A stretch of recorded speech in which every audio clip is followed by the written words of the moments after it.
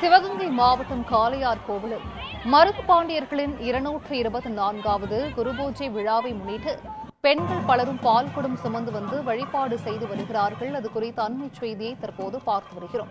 சிவகங்கை மாவட்டம் காளையார் கோவிலில் மாமன்னர்கள் மருது பாண்டியர்களின் 224வது குருபூஜை விழாவானது நடைபெற்று வருகிறது. 500க்கும் மேற்பட்ட பெண்கள் பால்குடம் முலைப்பாரி சுமந்து வந்து வழிபாடு செய்து வருகிறார்கள். அது குறித்தான காட்சிகளையும் தற்போது பார்த்து வருகிறோம். மருது பாண்டியர்களின் குருபூஜை விழாவில் பால்குடம் சுமந்து வழிபாடானது நடைபெற்று வருகிறது.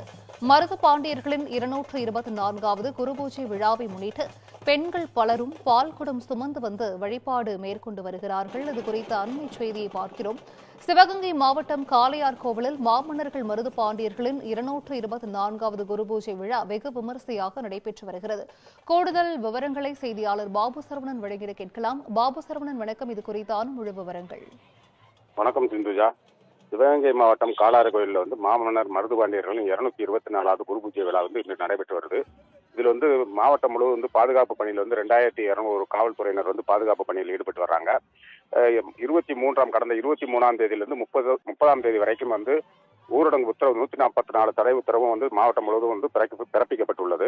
இந்நிலையில் மருதுபாண்டியன் குருபூஜை விழாவை முன்னிட்டு 500க்கும் மேற்பட்ட பெண்கள் முளைப்பாரி மற்றும் பால்குடம் எடுத்து அவரது நினைவிடத்தில் இன்று மரியாதை செலுத்தினர்.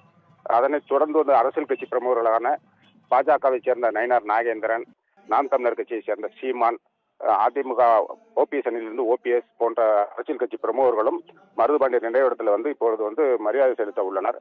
அதனைத் தொடர்ந்து பாதுகாப்பு பணியில் போலீசார் ரோந்து வாகனங்களிலும் ஈடுபட்டு வருகின்றனர். 500க்கும் மேற்பட்ட சிசிடிவி கேமராக்களும் வைத்து மாவட்டம் முழுவதும் கண்காணிக்கப்பட்டுள்ளது.